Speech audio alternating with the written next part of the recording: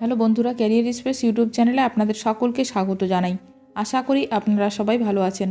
আজকে এই মুহূর্তে প্রাথমিক শিক্ষক নিয়োগ সংক্রান্ত যে সবচেয়ে গুরুত্বপূর্ণ আপডেট উঠে এসেছে, বিস্তারিত সেই সম্পর্কে আলোচনা করব। তাই ভিডিওটি অবশ্যই শেষ পর্যন্ত দেখবেন নিয়োগ সংক্রান্ত অনেক নতুন নতুন আপডেট পাওয়ার জন্য। যারা চ্যানেলে নতুন তারা চ্যানেলটিকে সাবস্ক্রাইব করে পাশে থাকা বেল বাটনে প্রেস করে অল নোটিফিকেশানটিকে অন করে রাখবেন, কারণ এমন ধরনের লেটেস্ট আপডেট নিয়ে এই চ্যানেলে সবসময় ভিডিও আপলোড করা হয়ে থাকে। প্রার্থীদের বিরুদ্ধে বিচারের অনুমতি নিয়ে 2 সপ্তাহের মধ্যে সিদ্ধান্ত নিতে হবে, রাজ্যকে জানালো সুপ্রিম কোর্ট। প্রাথমিক শিক্ষক নিয়োগ দুর্নীতির অভিযোগ সংক্রান্ত মামলায় অভিযুক্ত প্রাক্তন শিক্ষামন্ত্রী পার্থ চট্টোপাধ্যায় এবং অভিযুক্ত অন্য প্রাক্তন সরকারি অফিসারদের বিরুদ্ধে বিচার শুরু করার অনুমতি দেওয়ার ব্যাপারে রাজ্যকে আগামী 2 সপ্তাহের মধ্যে চূড়ান্ত সিদ্ধান্ত নিতে হবে।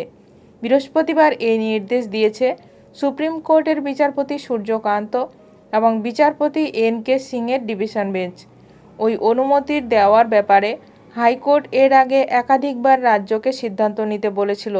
কোনো সরকারি আধিকারিকের বিরুদ্ধে বিচার প্রক্রিয়া শুরু করতে হলে সংশ্লিষ্ট রাজ্য সরকারকে প্রয়োজনীয় অনুমতি দিতে হয়।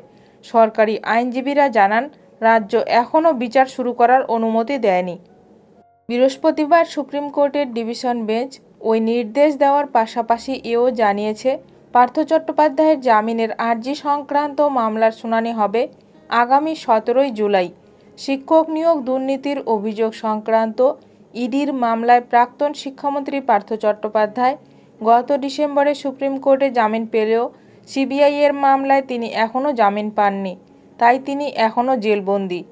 এদিন সিবিআইয়ের পক্ষে কেন্দ্রের অতিরিক্ত সলিসিটর জেনারেল আদালতে জানান, এই মামলায় 4 সহ অভিযুক্তের জামিনের আর্জি হাইকোর্ট খারিজ করেছে। সেই মামলার শুনানি আগামী জুলাই মাসে হওয়ার কথা। পার্থ চট্টোপাধ্যায়ের জামিনের আর্জিও জুলাই মাসে শোনা হোক। কেন্দ্রের আইনজীবীর আর্জি মেনে 17 জুলাই জামিন মামলার শুনানির তারিখ ধার্য করেছে শীর্ষ আদালত। এর আগে জামিন চেয়ে পার্থ চট্টোপাধ্যায় এবং অন্য অভিযুক্তরা হাইকোর্টে জামিনের আবেদন জানিয়েছিলেন।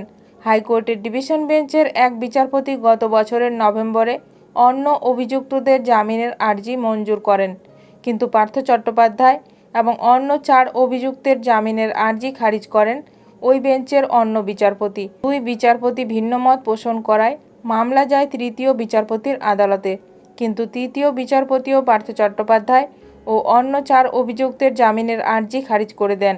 সেই কারণেই সুপ্রিম কোর্টের দ্বারস্থ হয়েছেন পার্থ চট্টোপাধ্যায় এবং অন্য 4 অভিযুক্ত। তারা হলেন সুবীরেশ চট্টোপাধ্যায়, স্কুল সার্ভিস কমিশনের প্রাক্তন চেয়ারম্যান; কল্যাণময় গঙ্গোপাধ্যায়, মধ্যশিক্ষা পর্ষদের প্রাক্তন সভাপতি; শান্তিপ্রসাদ সিনহা, মধ্যশিক্ষা পর্ষদের প্রাক্তন সচিব; অশোক কুমার সাহা, স্কুল সার্ভিস কমিশনের প্রাক্তন সচিব। এখন দেখার বিষয় এই নিয়ে আরও কি গুরুত্বপূর্ণ খবর উঠে আসে। ভিডিওটি ভালো লাগলে অবশ্যই লাইক করবেন। আজকের ভিডিওটি এখানেই শেষ করলাম। নতুন কোনো আপডেট নিয়ে দেখা হবে নেক্সট ভিডিওতে।